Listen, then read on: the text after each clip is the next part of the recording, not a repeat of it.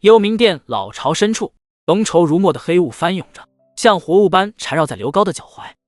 每走一步，沾着黑色粘液的靴底便发出令人牙酸的咕叽声，地面腾起的白烟带着刺鼻的腐肉气息，熏得他眼眶发红。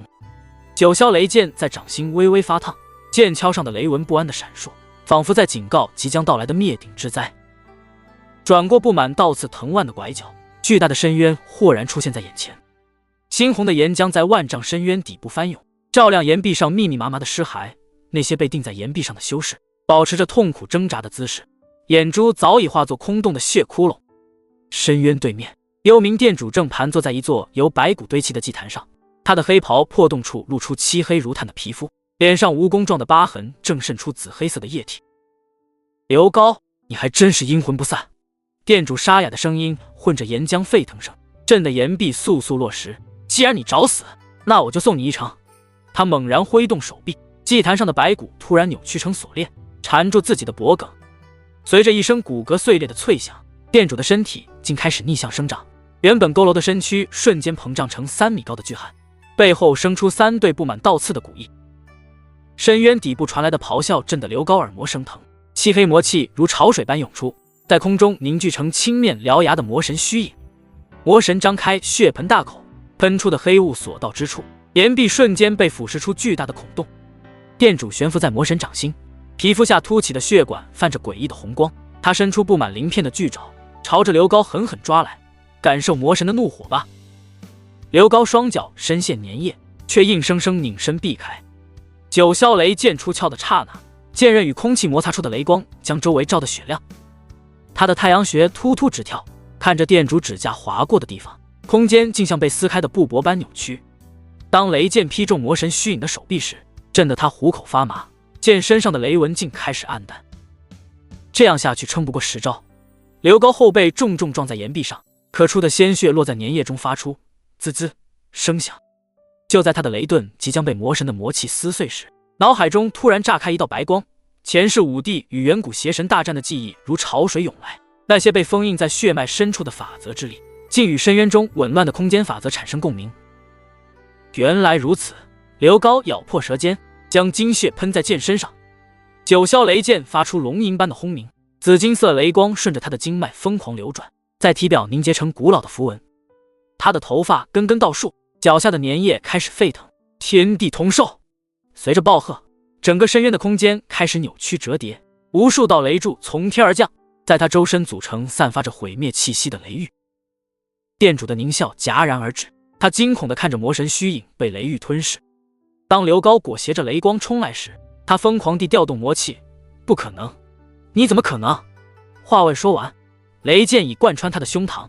与此同时，刘高周身的符文突然炸开，爆发出的能量将整个幽冥殿老巢夷为平地。岩浆的轰鸣声中，刘高最后看到的是殿主不甘的嘶吼和逐渐消散的魔神虚影。他的意识在剧烈的爆炸中逐渐模糊，嘴角却扬起解脱的笑意。这一世终于守护住了这片大陆。随着惊天动地的巨响，深渊彻底崩塌，只留下滚滚烟尘在废墟上空久久不散。幽冥殿废墟上，硝烟如垂死的黑蟒般蜷缩着，刺鼻的硫磺味混着血腥味钻进众人鼻腔，呛得人直犯恶心。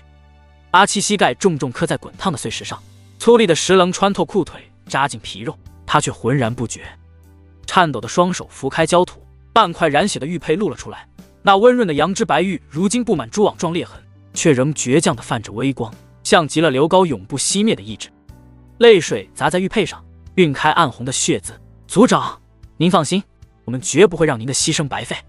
他哽咽着将玉佩贴在心口，沙哑的声音撞在残垣断壁上，又碎成细小的回声。巫族大祭司摘下蛇形骨镯的动作轻的像在触碰易碎的梦，12节指骨状的镯身相互碰撞，发出空灵的嗡鸣。骨镯表面暗淡的乌纹突然流转起幽绿光芒，在玉佩旁勾勒出古老的镇魂咒。刘高以命相搏，换来了这片大陆的安宁，他的意志我们定当传承下去。他枯瘦的手指抚过皱纹，每道纹路都渗出金色光点，与玉佩的微光交织成星河。见修业无缺单膝跪地，玄铁剑插入碎石的瞬间，剑柄碎子上的血珠被震落，在焦黑的地面绽开小小的红梅。他凝视着剑身映出的残阳，瞳孔里跳动着未熄的战火。接下来的3个月，大陆各处都回荡着惊雷般的战鼓。在迷雾森林深处，阿七举着9霄雷剑劈开结界的刹那，剑身上蛰伏的雷光突然暴涨，那些曾被刘高鲜血浸染的纹路活了过来，化作咆哮的雷龙缠住幽冥殿分舵的塔楼。杀！为族长报仇！他的怒吼混着剑刃撕裂空气的尖啸，雷龙所过之处，敌人的盔甲瞬间融成铁水，焦狐卫裹着惨叫冲上云霄。当最后一名护法的头颅滚落尘埃，阿七抹了把脸上的血污，发现雷剑竟在微微发烫，那是跨越生死的共鸣。彻底肃清残余势力的那天，朝阳像被血染红的绸缎铺满天际。阿七用衣角擦拭着剑刃上暗红的血痂，指尖触到某处凸起的刻痕，那是刘高亲手刻下的护字。族长，您看到了吗？幽冥殿已经不复存在了。他对着虚空低语，晨风卷起他鬓角的白发，却吹不散眼中炽热的光。废墟上，巫族大祭司正在收集散落的符文碎片，剑修业无缺默默将战死同伴的剑插成剑种，金属碰撞声清脆哀伤。3个月后的盟会，曾经阴森的幽冥殿遗址已焕然一新。3丈高的观礼台上，彩旗被风吹得猎猎作响，台下密密麻麻站着来自72个位面的强者。阿七登上高台时，手中的9霄雷剑突然发出龙吟，惊起漫天白鸽。刘高用生命为我们换来和平，我们不能让这片大陆再陷入黑暗。从今天起，天道守护盟成立。他的声音裹着雄浑的真气，震得远处山脉都传来回响。台下顿时爆发出山呼海啸般的应和，有人抛起兵器，有人热泪盈眶，连天空中的云层都被这股气势冲散。随着位面公约的石碑在盟会中央缓缓升起，鎏金的文字在阳光下流转着神圣的光芒。公约明文规定，凡以邪术残害生灵者，守护盟必举全盟之力诛之；凡庇护弱小、维护和平者，皆为座上宾。当第一枚守护盟的令牌挂在巫族大祭司颈间时，他骨镯上的巫纹突然重新焕发生机，与令牌上的符文共鸣出璀璨光芒。刘家祖宅的青石阶前，慕名而来的求学者排成长龙，族老们摸着后背新入门的佩剑，眼角笑出深深的皱纹。看到那道雷纹了吗？这是当年族长突破时留下的剑意。他们骄傲地讲述着刘高的故事，连眼角的风铃都仿佛在应和，叮铃声响彻整个庭院。而千里之外的祭祀大典上，阿七跪在刘高的衣冠冢前，面前摆满了各地送来的贡品，有孩童采摘的野花，有武者锻造的宝剑，还有老者书写的宋词。族长，您看，如今的大陆一片祥和，天道守护盟也越来越强大，您的遗泽将会庇佑千秋万代。他话音未落，一阵清风拂过，坟头新植的松柏沙沙作响，像是故人温柔的回应。远处传来孩童清亮的童谣声，阳光穿过树梢，在草地上洒下斑驳的金斑，勾勒出和平年代最美的图景。在云雾缭绕的青峦位面，高耸入云的天青崖被罡风吹得呜咽作响。16岁的林小雨紧贴着刻满雷纹的石壁，粗布麻衣早已被汗水浸透，在寒风中结出冰碴。他死死盯着岩壁上流转的紫金色纹路，那些历经300年仍在微微颤动的剑意，此刻正如同千万条游蛇，在月光下泛着冷冽的光芒。呵！他猛地挥出一掌，掌心凝聚的雷光在夜色中划出刺目弧线，却在距离刻痕3寸处轰然溃散，震得他虎口发麻。小雨，歇会儿吧。师傅拄着桃木杖蹒跚走来，浑浊的眼珠里泛起欣慰的涟漪。当年你师祖在你这个年纪，连剑意的边儿都摸不着。刘高前辈留下的9霄引雷诀，可是需要用整个少年时光去磨的。话音未落，崖顶突然传来阵阵闷雷，仿佛远古剑鸣在回应师徒2人。林小雨擦去额头的血珠，倔强地再次抬手，雷光在他指尖重新凝聚。丹火位面的丹王谷内，晨雾还未散尽，72座炼丹炉已同时燃起。白发苍苍的李长庚颤巍巍地展开一卷泛黄的丹方，羊皮纸上暗红的朱砂披住历经岁月仍清晰可辨。第3位要必须是卯时3刻带路的龙涎草。他突然暴喝，震得身旁弟子手中的玉瓶险些掉落。老人布满老年般的手指轻轻抚过丹方上，9转回春丹5个大字，仿佛触碰到了300年前那位传奇武帝的温度。当丹炉顶端的火焰化作七色祥云，整个山谷突然陷入诡异的寂静。随着轰隆一声巨响，丹炉盖子冲天起，一道身着玄衣的虚影缓缓浮现，正是刘高持剑而立的模样。李长庚颤抖着双膝跪地，浑浊的泪水滴落在丹方上。前辈当年批注的火候改良之法，今日终于成了。周围的丹师们纷纷效仿，此起彼伏的抽噎声中，那道虚影渐渐化作点点星光，融入每个人的眉心。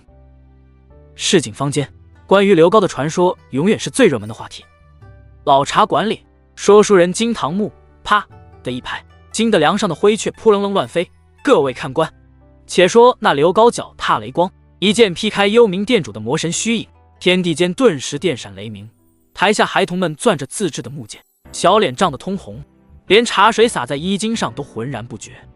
角落里，满脸皱纹的老乞丐突然呜咽起来，他怀中紧抱着的破旧令牌上，刘字依稀可辨。俺爹说，当年刘家收留了整个流民村。每年春分、朝午节的庆典都会将主位面的昭武广场挤得水泄不通。巨大的青铜雕像在阳光下泛着冷光，刘高手中的九霄雷剑直指苍穹，剑间不时有细小的电弧跳跃。祭坛前，80岁的阿七佝偻着背，颤巍巍地捧起酒坛，坛盖揭开的瞬间，醇厚酒香混着泪水洒向大地。老伙计，今年又有300个娃娃加入守护盟了。巫族大祭司的蛇形古镯在祭祀舞中发出清脆声响，每一次摆动都带起幽绿的巫蛊雾气。叶无缺的徒孙们组成的剑阵寒光凛凛，剑气纵横间竟在虚空中勾勒出刘高的轮廓。最令人热血沸腾的是传承一世上百名少年的宣誓。当钟声响起，他们手中的玉简同时迸发万丈光芒，雷纹顺着手臂蜿蜒而上，在每个人心口凝结成护字印记。我等愿继承前辈意志，守护苍生。少年们的齐声呐喊震得广场地砖微微颤动，围观人群中爆发出雷鸣般的掌声。角落里，扎着冲天辫的小女孩认真地用树枝画着剑影，突然扭头对同伴说，等我长大了，要让刘高前辈的故事传到更遥远的位面。西洋为雕像镀上一层金边，300年的时光仿佛在此刻凝固，而关于守护与传承的故事仍在继续书写。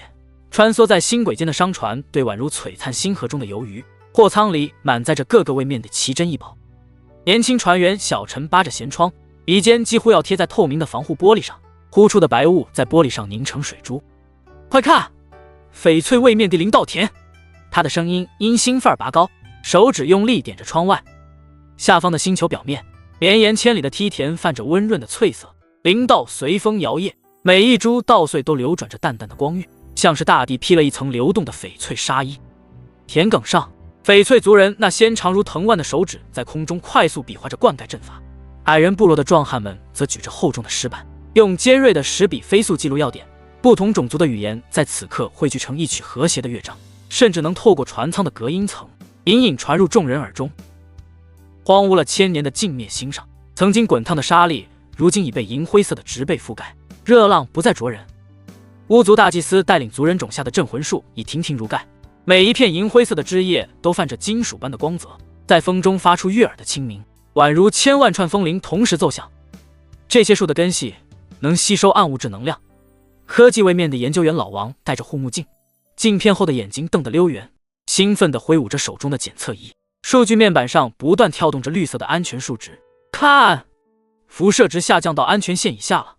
几个孩童在树下追逐嬉戏，他们用镜灭星特有的熔岩石块堆砌城堡，石块碰撞发出清脆的声响，孩子们的笑声清脆的能击碎过往的阴霾，惊起一群栖息在树冠间的火红色飞鸟。10月位面的天空仿佛被撕开的腐肉，暗紫色雷云翻涌着令人作呕的气泡，硫磺味混着血腥味顺着风往人鼻腔里灌。地面上，变异魔蛛的甲壳摩擦声像无数指甲刮过铁板，8只覆满倒刺的长腿每踏一步都在焦土上留下冒着青烟的深坑。20余名修者背靠背缩成颤抖的圆圈，他们破损的护甲下渗出黑血，手中武器卷刃处还挂着魔蛛的粘液，在雷光中泛着诡异的荧光。不行了，这样下去撑不了多久。年轻剑修沉默的哭腔被魔蛛撕明撕碎，他肿胀发黑的左臂已经垂在身侧，每挥一次剑都带起一串血珠。大长老李苍玄的桃木法杖表面布满裂痕，指节因用力过度泛着青白，再坚持半炷香，支援马上就。话音未落，3只魔蛛突然从地底窜出，毒牙擦着他耳际划过，带起一缕白发。就在众人呼吸凝滞的刹那，云层深处传来龙吟般的轰鸣，一道紫金色雷光撕裂苍穹，精准劈中跃起的巨型魔蛛。那雷光中竟隐约浮现出剑形轮廓，魔蛛坚硬的甲靠在雷光中如同薄纸，焦黑的肢体还保持着扑击的姿势，便化作簌簌掉落的灰粉。沉默踉跄着扶住身旁同伴，佩剑当啷掉在地上。这波动和宗门典籍里记载的九霄雷诀一模一样。李苍玄突然剧烈咳嗽，掌心咳出的鲜血滴在法杖符文上，却见符文突然亮起微光。他颤抖着抬头，浑浊的眼珠映着漫天雷光，是刘高前辈。300年前他在此地斩杀过诸魔。这是他的哽咽被连绵不断的雷暴声吞没，更多雷光如瀑布倾泻而下，每道雷光落地都炸出雷纹，将魔蛛群搅成血雾。当最后一只魔蛛灰飞烟灭，空气中的焦糊味里竟混进一丝若有若无的檀香。与此同时，丹火位面的丹城正被火海吞噬，滚烫的岩浆如同巨兽的舌头，舔舐着城墙时发出令人牙酸的滋滋声。80岁的老丹师周鹤龄蜷缩在废墟里，怀里的九转丹经已经被热浪烤得卷边。我周家传承3000年，难道要断在今天？他浑浊的泪水滴在丹经上，突然被一道灼热的气浪掀翻。千钧一发之际，天空中炸开的雷光凝结成古朴的护字，雷光屏障与岩浆相撞的瞬间，爆发出震耳欲聋的轰鸣，无数火星冲上100米高空，在空中组成转瞬即逝的剑影。年轻丹药师苏瑶跪在地上，望着逐渐消散的雷光，泣不成声。您看啊，我们还守着丹火之道，还在传承您留下的丹方。他颤抖的手指向不远处完好无损的药田，那里的灵植在雷光浸润下，竟绽放出比往日更绚烂的色彩。从那以后，每当位面阵战，总有人在危机时刻看见紫金色雷光。有人说，在深海漩涡中，雷光化作巨网兜住即将沉没的商船；有人说，在沙漠风暴里，雷光凝成城墙挡住遮天蔽日的沙暴。孩子们在睡前故事里将刘高描绘成身披雷光的神明，而大人们抚摸着家中供奉的雷纹玉佩，总会想起史书上那句被反复传颂的话：虽身死魂灭，然浩然之气长存天地之间。在中立贸易位面地，万族集市，吆喝声、讨价还价声此起彼伏，热闹非凡。长着6只手臂的章鱼族商人正用2只触须熟练地摆弄着发光的水晶饰品，另外4只触须则灵活地与顾客交流。背后生着透明羽翼的精灵族少女将采集自月光位面地星辉花蜜倒入精美的琉璃瓶，花蜜在瓶中流转，散发着梦幻般的光芒。机械族的摊位前，闪烁着金属光泽的智能傀儡正在演示最新的耕种工具。这台播种机能根据土壤灵气自动调整播种深度。机械族技师转动着齿轮状的眼球，向围观的人群介绍，他的机械臂不时指向傀儡的操作部位。买一台能顶10个壮劳力。人群中爆发出阵阵惊叹，零食交易的光芒在摊位间闪烁，有几个顾客甚至当场掏出零食，迫不及待地想要买下这神奇的工具。天青崖下的村庄里，林小雨已经成为新一代的剑术导师。此刻，他正带着弟子们在灵泉边修炼，泉水叮咚作响，宛如悦耳的琴音。看好了，引雷入体时，要像春风化雨般柔和。他的声音沉稳而有力，长剑轻挥，一道纤细的雷光顺着剑尖注入泉眼，原本清澈的泉水泛起细密的涟漪，逐渐变成梦幻的紫色。哇，这是刘高前辈九霄引雷诀的改良版吗？弟子们围上来，眼中满是崇拜与好奇。林小雨望着崖顶那道历经岁月依然清晰的雷纹，嘴角扬起微笑。他轻轻拍了拍最前排弟子的肩膀，这是结合了科技位面能量转化原理的新招式，传承也要跟上时代啊。说罢，他又开始详细讲解起招式的精妙之处，弟子们纷纷认真聆听，不时点头。深夜，昭武广场的刘高雕像被千万盏祈福灯环绕，灯火摇曳，宛如天上的繁星坠落人间。阿七的曾孙捧着新鲜的灵果，小心翼翼地走上祭坛，他的脚步轻缓而庄重。高祖，您瞧，现在各个位面的传送阵都修通了，矮人酿的麦酒3天就能送到翡翠位面。他的声音带着一丝自豪与欣慰。话音刚落，雕像手中的九霄雷剑突然迸发微光，光芒照亮了少年的脸庞，惊起一群栖息在雕像上的荧光蝶。蝴蝶们扑扇着翅膀，在空中划出一道道绚丽的光痕。远处，不同种族的人们正手拉手跳起庆祝舞，精灵的竖琴声悠扬婉转，机械族的电子乐充满未来感，巫族的 chanting 声神秘而庄重。3种不同风格的音乐交织成和平的赞歌，在夜空中久久回荡。当黎明的第一缕阳光刺破云层，金色的光芒洒向无数位面，每一个角落都亮起希望的光芒。曾经的战场变成了花田，五彩斑斓的花朵在微风中轻轻摇曳，尘封的遗迹化作知识殿堂，无数求知者在其中探索学习。不同肤色、不同形态的生灵，在天道守护盟的旗帜下，共同书写着宇宙的崭新篇章。一位老诗人在星际论坛上写下诗句：当雷光化作滋养万物的雨露，当剑鸣变成守护和平的歌谣，刘高前辈种下的种子，终于在万千位面绽放出永恒的春天。这句诗迅速在各个位面流传开来，成为了这个和平时代最动人的注脚。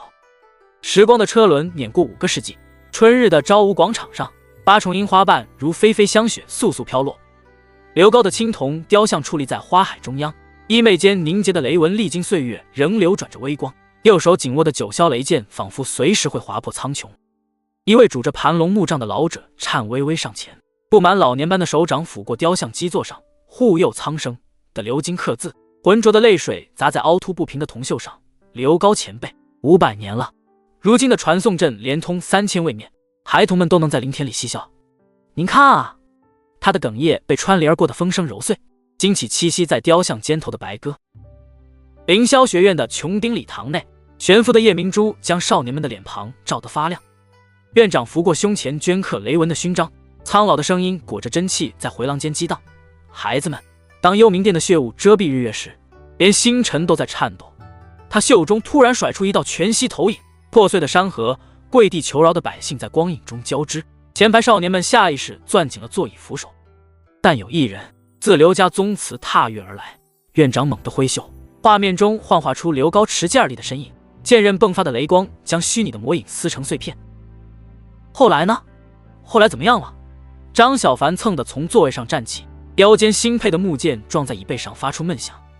院长望着少年通红的眼眶，喉结滚动着继续道：血祭大阵崩溃那日，他的雷剑劈开虚空裂缝，连时空都在他脚下悲鸣。随着讲述，礼堂穹顶竟真的凝聚出紫色雷云，细密的电光在众人发梢跳跃。林婉儿颤抖着捂住嘴，温热的泪水滑进衣领。原来我们修习的九霄引雷诀，每一道符文都刻着他的血。边陲小镇的纪念馆内，说书人金堂木拍的暗击阵战，万间仿制的雷纹玉佩叮当作响。且看刘高脚踏7星步，剑指幽冥殿主，那雷光所过之处，连魔器上的百目鬼脸都被烧成焦炭。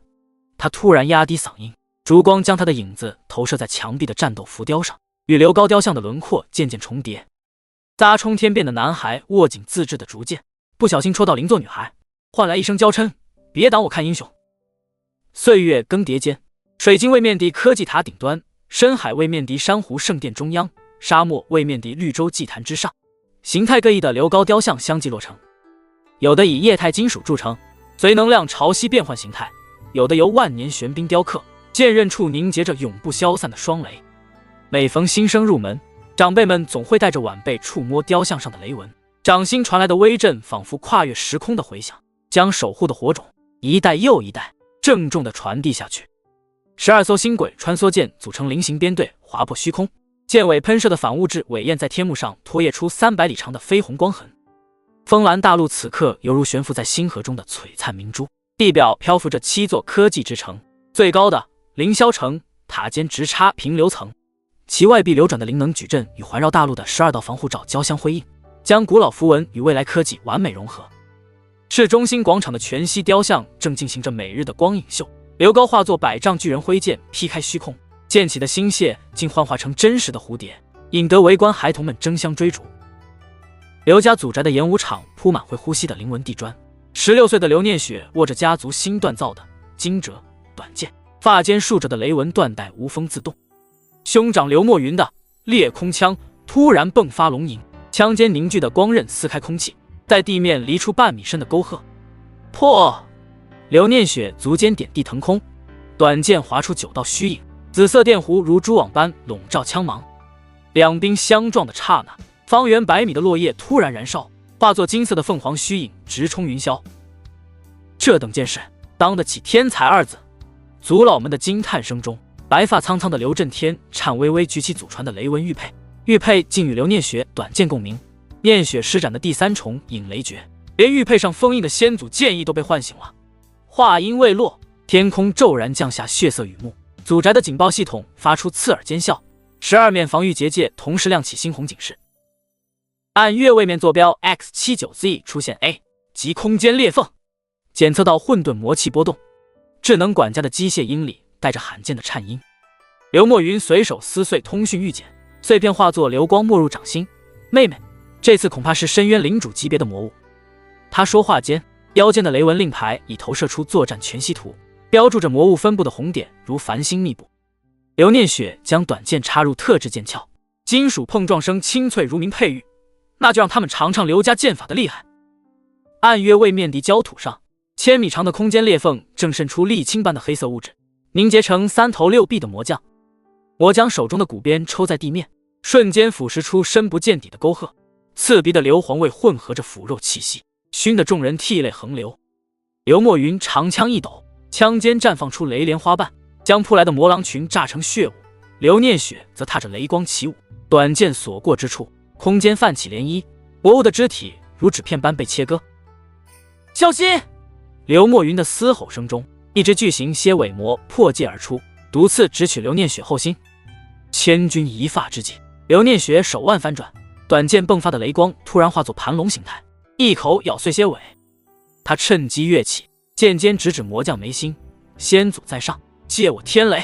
整片天空突然被紫色雷云笼罩，比山峰还巨大的雷柱轰然砸下。魔将在雷光中发出的惨叫震碎了方圆100里的云层。战斗结束时，暗月位面的朝阳正从裂缝愈合处升起。满身血污的刘念雪接过村民递来的灵泉，泉水浇在伤口上，发出细微的滋滋声。300年前，也是这样的清晨，先祖刘高在幽冥殿废墟种下第1株灵草。刘墨云望着天际，指尖无意识摩挲着令牌上的“护”字。现在轮到我们，让和平的种子在每个位面生根发芽。100年后的朝午节庆典上，来自3000位面敌代表齐聚风兰大陆。当全息投影重现刘高当年以命相搏的场景时，一位精灵族老者突然泪流满面。我的曾祖父就是被刘高前辈从魔窟救出，这份恩情我们家族世代铭记。而在偏远的新手位面，一群少年正围着篝火模仿刘念雪的剑招，他们自制的木剑上歪歪扭扭地刻着小小的雷纹。这簇由刘高点燃的精神之火早已化作永不熄灭的星河，在宇宙的每个角落熠熠生辉。